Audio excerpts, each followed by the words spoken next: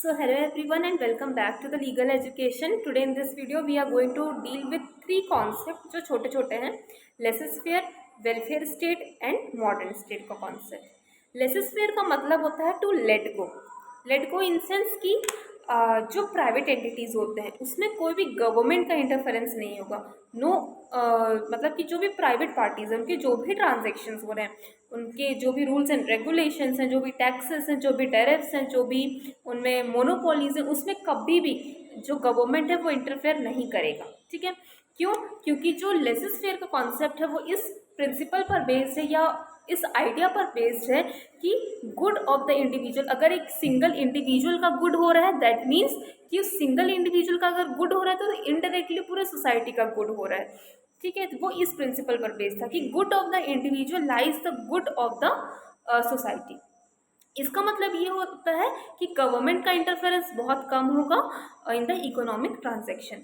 अब इसमें क्या होता है कि इसमें फ्री मार्केट का आइडिया है. दैट मीन्स जैसा सप्लाई एंड डिमांड रहेगा उस हिसाब से प्राइस एंड प्रोडक्शन होगा, उस हिसाब से मार्केट विल रन. तो this is the concept of laces-fair जिसमें गवर्नमेंट का नो इंटरफेरेंस. लेकिन इसके वजह से क्या हो रहा था कि जो वैसे पर्सन्स हैं, जो वल्नरेबल काइंड ऑफ पर्सन्स हैं, जिनको वो जो बेसिक नीड्स है वो भी उनकी फुलफिल नहीं हो पा रही है, उसके लिए हु विल बी रिस्पॉन्सिबल? तो स्टेट विल बी रिस्पॉन्सिबल. तो उसके लिए हमारे पास एक कॉन्सेप्ट आया दैट इज वेलफेयर स्टेट का कॉन्सेप्ट. इसमें क्या होता है कि जहाँ पे गवर्नमेंट एक अपना बहुत ही एक्टिव रोल प्ले करती है for the protection and promotion of the economic and social wellbeing of the citizens, specially the vulnerable group of the society, for providing the equal opportunities, equitable distribution of wealth and so on.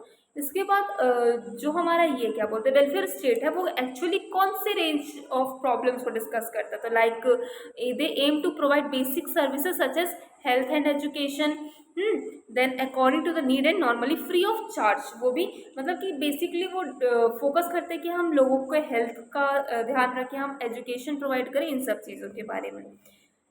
उसके बाद in a welfare state, government provides a wide range of social services such as health care, education, housing and social security to ensure that citizens have access to basic necessity. मतलब कि state की responsibility होती है कि जो उनके citizens हैं उनकी एटलीस्ट बेसिक नेसेसिटी तो पूरी हो जाए.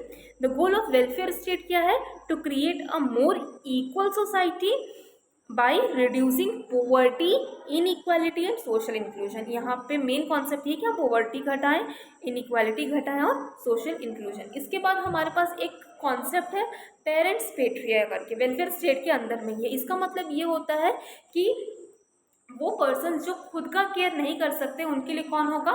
सोवरेन रिस्पॉन्सिबल होगा. Sovereign will be the guardian of those person who can't to care of them self. इसका मतलब होता है पेरेंट्स पेट्रिया का मतलब होता है parents of the nation. Clearly.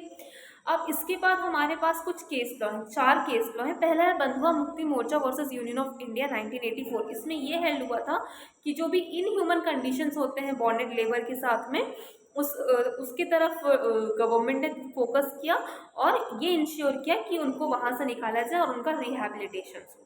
उसके बाद हमारे पास एक दूसरा केस है शीला बारसे वर्सेस स्टेट ऑफ महाराष्ट्र 1986. इसमें ये होता है कि वो वुमेन के साथ जो प्रिजन में रहती है उसके साथ सेक्सुअल ऑफेंसेस होते हैं, है ना, सेक्सुअल क्राइम्स होते हैं. तो इसके लिए ये वहाँ पे आया कॉन्सेप्ट कि वहाँ पे प्रॉपर एनजीओ का विजिटिंग होना चाहिए हर एक रेगुलर इंटरवल्स में. जब इंटरोगेशन है उस वुमेन प्रिजनर का तो वहाँ पे एक फीमेल कांस्टेबल होनी चाहिए. सारे कुछ गाइडलाइंस हैं. और साथ ही साथ इसमें एक और गाइडलाइन ये आया था कि male prisoner and female prisoners के लिए जो प्रिजन होगा वो अलग अलग होगा. इसके बाद एक केस लॉ है MC Mehta versus state of Tamil Nadu 1990. इसमें भी वही है, चाइल्ड लेबर से रिलेटेड है, मैचस्टिक फैक्ट्री से रिलेटेड केस है. उसके बाद आता है हमारा Vishakha versus state of Rajasthan. इसमें क्या होता है, ये शायद बहुत ही फेमस केस है कि sexual harassment at work place होता है जिसके कारण सुप्रीम कोर्ट ने कुछ विशाखा गाइडलाइंस करके कुछ गाइडलाइंस प्रोवाइड किए. कब तक के लिए? जब तक के लिए इस पर्टिकुलर इशू के रिगार्डिंग कुछ नए लेजिस्लेशंस ना बन जाए तब तक के लिए. तो ये था हमारा वेलफेयर स्टेट का कॉन्सेप्ट. इसके बाद आता है हमारा मॉडर्न स्टेट का कॉन्सेप्ट. मॉडर्न स्टेट में ये होता है कि एक ऐसा स्टेट जहाँ पे सारा का सारा पावर किसके पास है? सेंट्रलाइज्ड है, मतलब सेंट्रल गवर्नमेंट के पास है, जो सोवरेन के कंट्रोल में है. उसको हम कहते हैं मॉडर्न स्टेट. तो modern state are ruled by a centralised power and authority. तो this is the concept of laissez faire, welfare state and modern state. So I hope कि आपको ये समझ आया होगा, and thank you so much.